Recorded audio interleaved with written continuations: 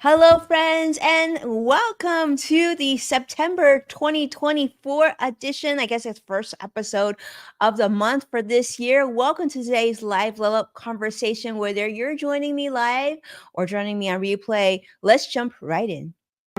Welcome to Level Up with Winnie Sun.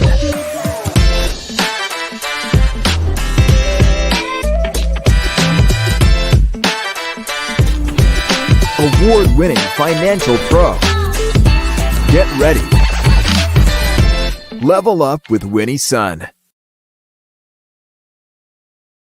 That's right. Welcome to the show. I'm Winnie, your host and award-winning financial pro, a Forbes contributor, and a CNBC council member and contributor. And yes, we are streaming here live, and it is wonderful to be here with you. I hope that you had a wonderful Labor Day weekend.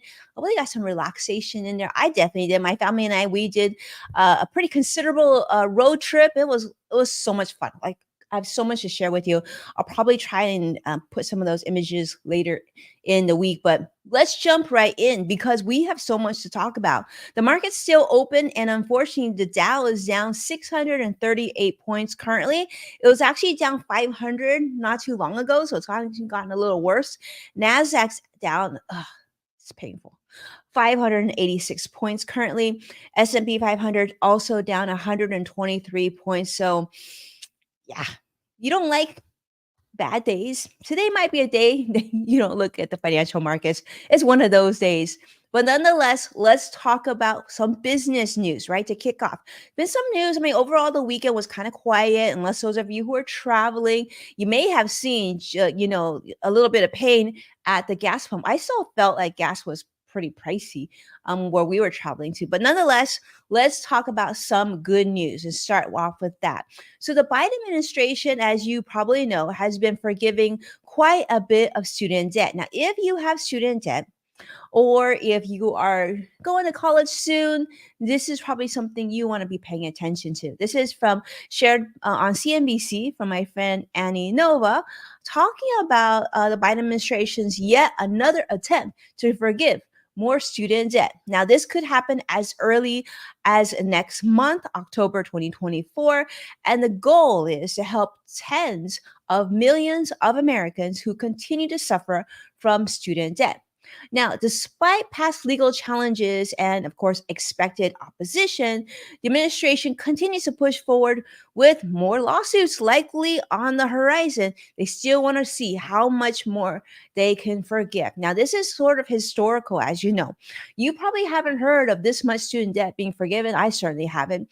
Well, the Biden administration has already now canceled for almost 4.8 million plus borrowers here in the United States and a whopping amount of $169 billion in student debt. So much student debt. It's just crazy. Crazy how much student debt still lives and how many Americans have so much debt to try and get an education. This is, of course, surpassed many previous administrations' efforts to bring down student debt.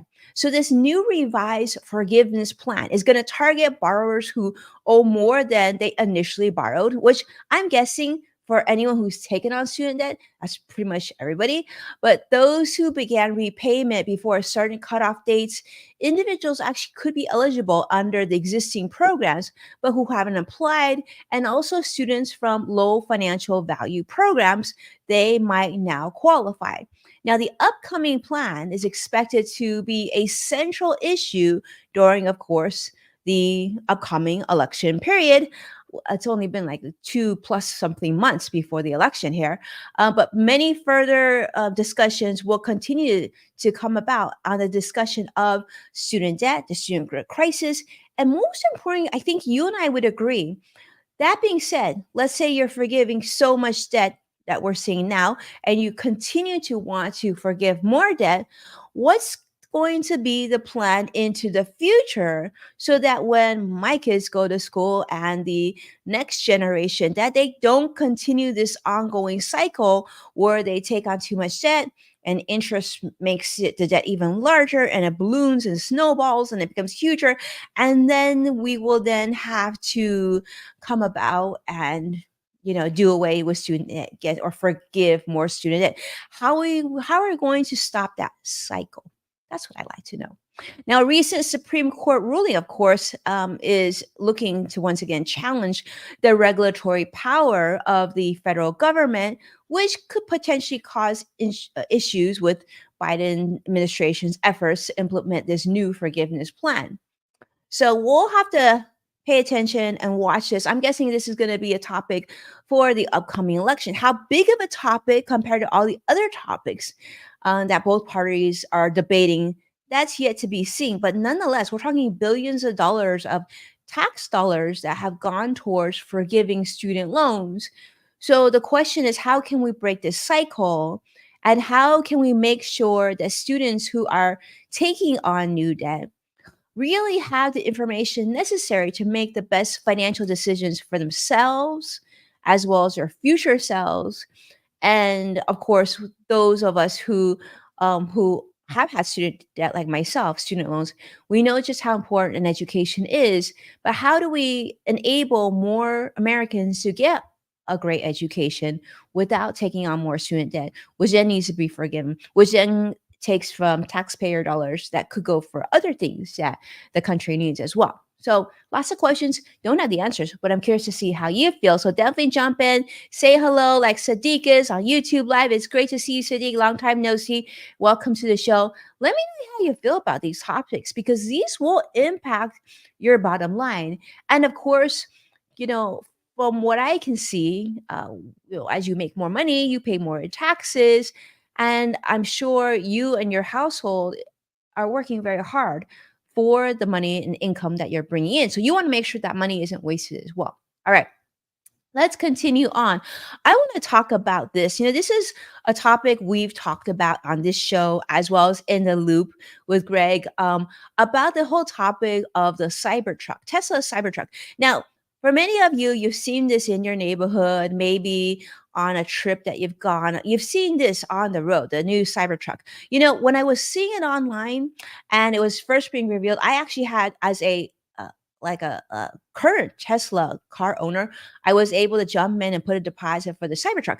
And like that deposit was sitting at Tesla for years. I will say that just recently I have now received my deposit back because I've made the decision that I will not be buying this Cybertruck.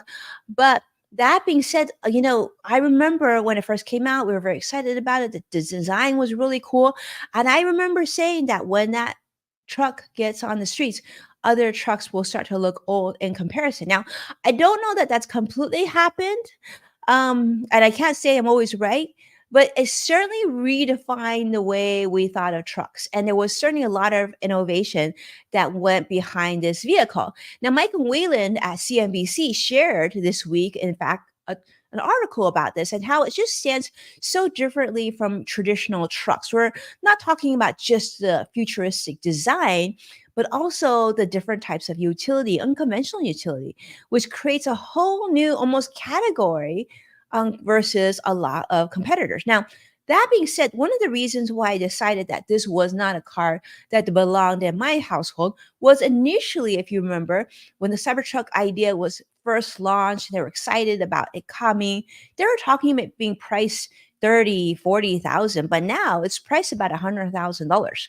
So this Cybertruck is no longer your typical, pickup category. Now it's a full-fledged luxury Cybertruck. So of course, this was a test bed for many of Tesla's new technologies, including a 48-volt electric architecture, a steer-by-wire system, and advanced four-wheel steering as well. Now, with this design, from what I can see talking to different people, you either love it or you hate it, but it doesn't matter if you love it or hate it. When you see it in a parking lot or you see it on the road, it definitely stands out. It is definitely a look at me type of vehicle. But is it form over function? Does it challenge traditional truck norms? That's really for you to decide.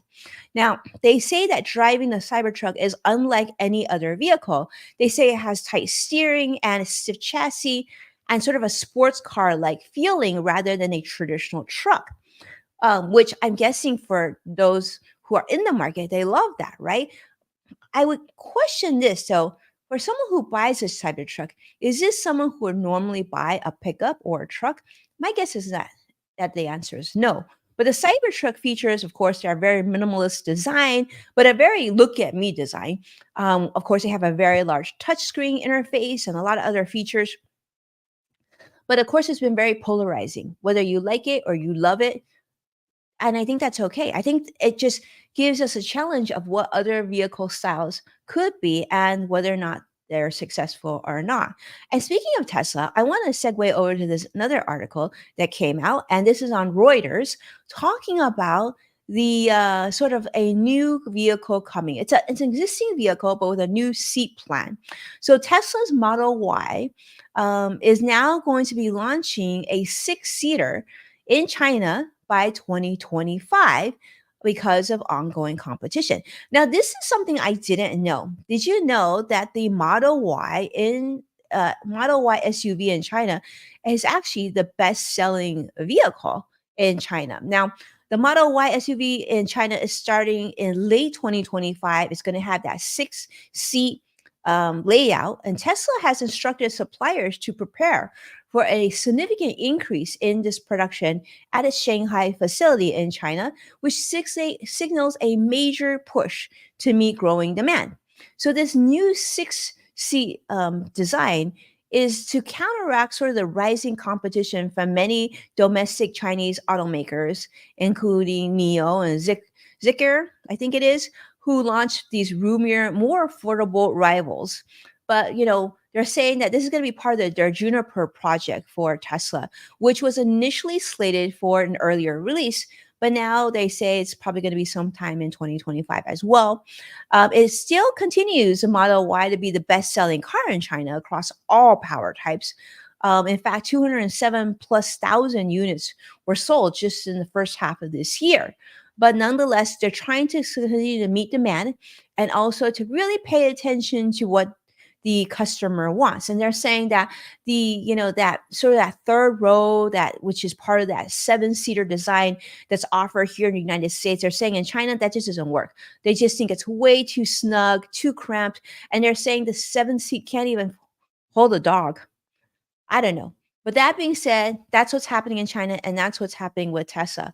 But I want to continue on because Tesla, Elon, this has all been in the news and some of it not for the right reasons. But nonetheless, I want to share this story with you because it's something that's been trending all over social media for the last week. And I really want to hear what you think about this. So Brazil is now threatening to also now create havoc for Starlink because of the recent dispute with Elon Musk. Now, if you've been following Elon Musk on social media, you've probably seen this craziness already, but this is shared on CNBC, this article talking about Brazil's telecommunications regulator, Anatel. They've now actually warned of sanctions against Elon Musk's satellite internet company, his other company, Starlink, because of public confrontation over the blocking of Twitter, which is now X, the social media platform that he owns. Now, this conflict, of course, began after Brazil's Supreme Court ordered the suspension of X for failing to appoint a legal representative in the country. So this was a decision that Starlink reportedly refused to comply with, and Anatel is considering now penalties for non-compliance, including fines and revocation of the company's license to operate in Brazil. Now, the dispute has, of course, intensified ahead of Brazil's upcoming municipal elections, with X, which formerly known as Twitter, of course, is facing a lot of heat for not adhering to local laws, which require all social media networks to manage political misinformation. So Elon has been very, very open about this. He's said very, very strongly on social media, criticizing Brazil's Supreme Court, particularly the justice that made the decision, even calling him an evil tyrant and accusing him of censorship. So now Brazil has frozen Starlink's finances in the country, which just further causes issues between Elon and Brazilian authorities. I mean, yeah.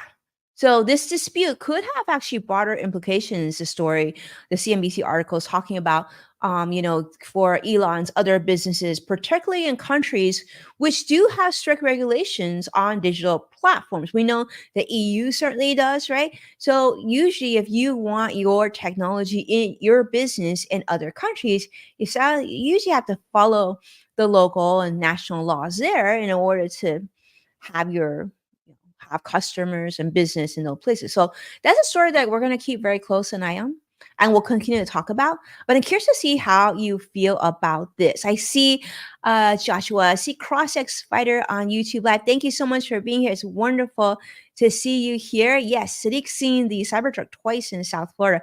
I'm here in Southern California. I'll be honest with you, I see them all over. The Cybertruck is definitely a very, very popular car. It's interesting because they're all one color. And I've noticed that, but I know that some celebrities have them in different colors. I know, like I think they say Kim Kardashian has one of her specific color, like beige or something like that. But for me, in this neighborhood at least, I've seen them pretty much all, at their original color. But it's interesting, depending on the daylight and whether it's clean or not, they still do have a little bit of a different tint. I've seen that, so it's interesting.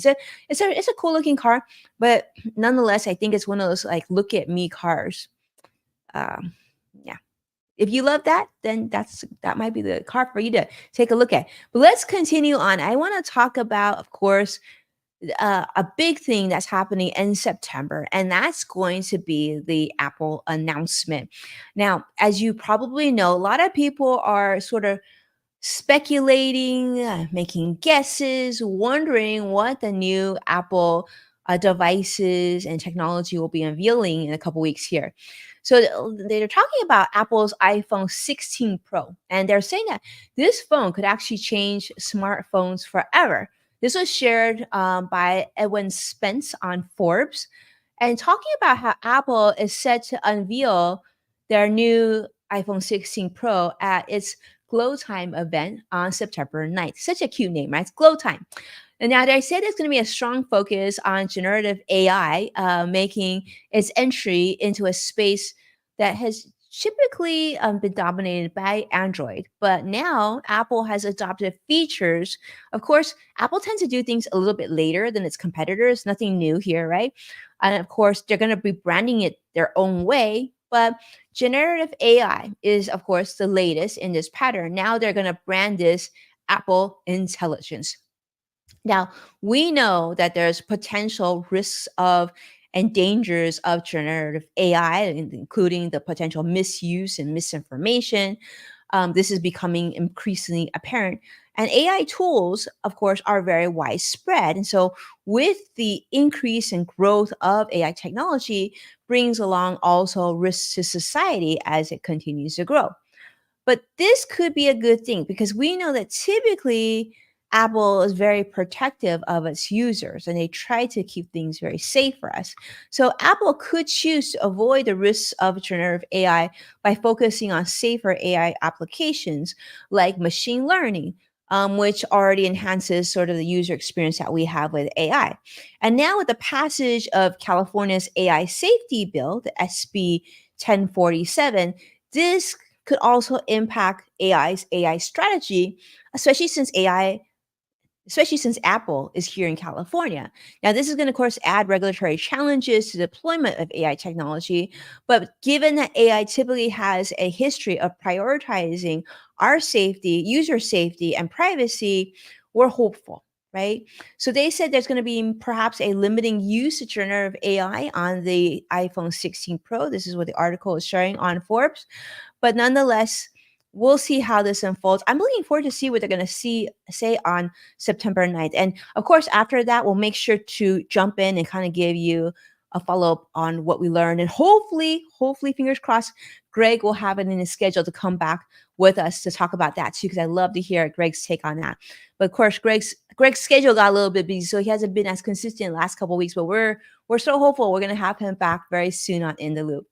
Now, another story that I want to share with you, of course, is talking about New Zealand. And this was shared on CNN, in fact, talking about how New Zealand will raise its international visitor conservation and tourism levy. the IVL. So if you're looking to visit New Zealand or you've always wanted to visit New Zealand like me, well, this is something to consider because this is actually could triple the tax that tourists pay to fund environmental protection. Now we get that, we understand the reason, but let's talk about like how this will impact and whether or not this will impact your decision to visit New Zealand or not. Now this is going to start October 1st of 2024. So you really want to get in before the taxes triple, then probably this is the month for you to check out. But they say that this new tax is going to cover the cost of environmental conservation and infrastructure maintenance, which is going to directly impact international tourism on local communities, of course, too. So, this tax, some people are saying that this is such a bad idea. It's going to hurt New Zealand's competitiveness in the global tourism market and could potentially even drive tourists to other destinations with lower fees. But then they're saying, but people will probably still come if it's a good experience if we continue to really foster and take care of nature. That seems like something reasonable. So they said the cost of tourist visas could also rise from $131 to $211. That's effective of October 1st as well, adding to the overall expense of visiting New Zealand. So this could get expensive. So travelers from 60 countries, which does include here in the United States and Canada, can enter New Zealand under a visa waiver, but they still must obtain an e visa and they also must pay the IVL. So the New Zealand government has advised early visa applications, especially for those who are planning to visit during those popular holiday seasons, due to their expected processing delays, especially, and you have to pay these taxes. So tourist taxes are becoming more and more common worldwide. Now, many destinations are implementing these fees in order to manage over tourism. We're seeing this in Hawaii and its environmental impact, again, also in Hawaii. Now, despite these fees, studies have shown that they don't significantly deter tourists, not terrorists, tourists. So that's a good thing. Now, speaking of travel, I don't know if you saw this, but I think it's one for you to pay attention to. If you travel this weekend, let me know if you saw an impact on this. I didn't. I traveled this weekend, but I didn't see an impact. But many hotels are experiencing strikes that have rooted in pandemic era cuts. So this was shared in the New York Times. Katie Robertson shares it, talking about, and also Derek Norman, I should say, the hospitality sector has faced significant challenges during the beginning of the COVID pandemic and even now, leading to lasting cuts in their guest services and staffing. In fact, about 10,000 hotel workers and many of the big chains, including like Hyatt, include housekeepers, front desk staff. They've actually gone on to strike due to stalled contract negotiations. And in fact, they're demanding higher wages and a reversal of some of the COVID era service cuts. So the reduction in daily housekeeping has been one that's increased workloads for remaining staff, making end of the day cleanings much more time consuming. They're saying they said if they clean more often instead of cleaning at the end, it actually would be less work. So the union standpoint is this Unite Here, which is a representing union, is saying that a new normal of reduced services emphasizes that hotel industry profits have also rebounded. They're making more. And yet workers' wages haven't really kept up with the rising living costs. So this strike now involves 25 different hotel chains in 9 locations, including major chains such as Hilton, Marriott, Hyatt, and has a potential for additional strikes in other cities as well. So hotels claim to be in negotiating good faith, but yeah, not quite there yet. We'll see how that unfolds. But if you traveled this past weekend and you stayed at one of these chains, I stayed at a beautiful Hyatt up in Northern California. I actually didn't experience any of these challenges, but that's not to say that perhaps there weren't. Maybe I just didn't see it because we were out and about most of our trip. But let me know how you feel about that. And certainly, it's unfortunate because a lot of changes occurred when the pandemic first started, and certainly seems that most travel has come back this year, but perhaps not everything and not for everyone. All right. That being said, let's talk about this other story that I thought was very important. Okay. This is an important one because, well, it factors into not only health, but also health is wealth. And this is a program that was shared. This article comes from the Washington Post. Now, COVID is still here, as you know, and vaccines are have been approved just last week, and so they're available once again. Especially if you have health insurance, not an issue. You can probably make an appointment if you're looking to get the vaccine.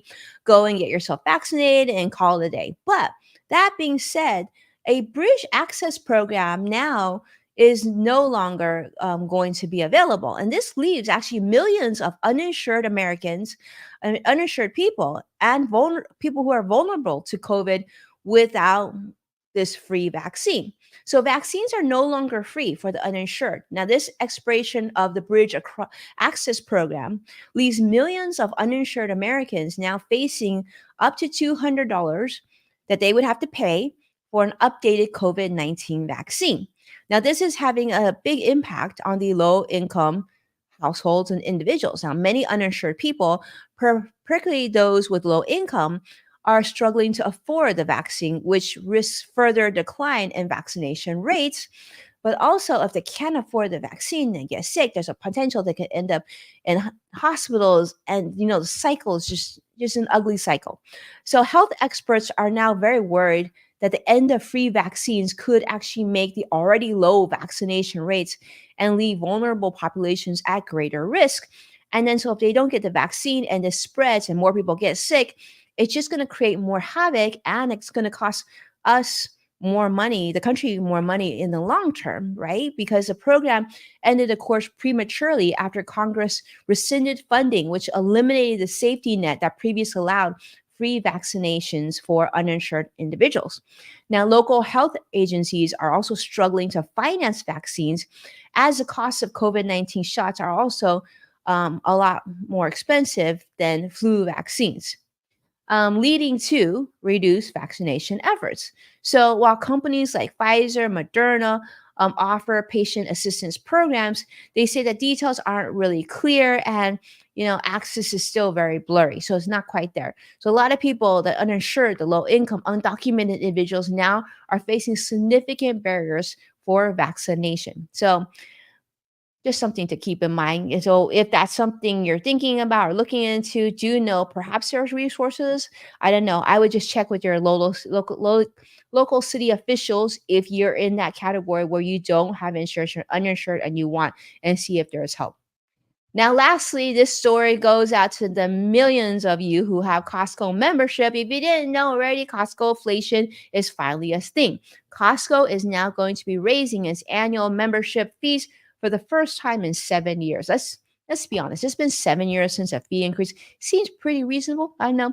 This is published on KABC, talking about how Costco has raised its annual membership fees by just $5 to $10, depending on which membership you have. This will be effective as of this month, September 1st, marking the first increase in 7 years.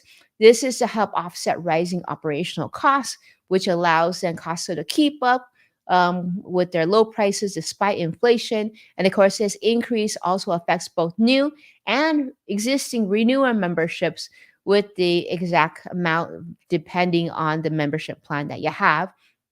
Now, with that, Costco is out now also tightening its policy on card sharing. So now they're going to require members to scan their membership cards at store entrances. Now, I have Costco membership. What I like to do instead, because sometimes I forget to bring my membership card, is just have the app on your phone and they can scan your app. So it works just fine that way.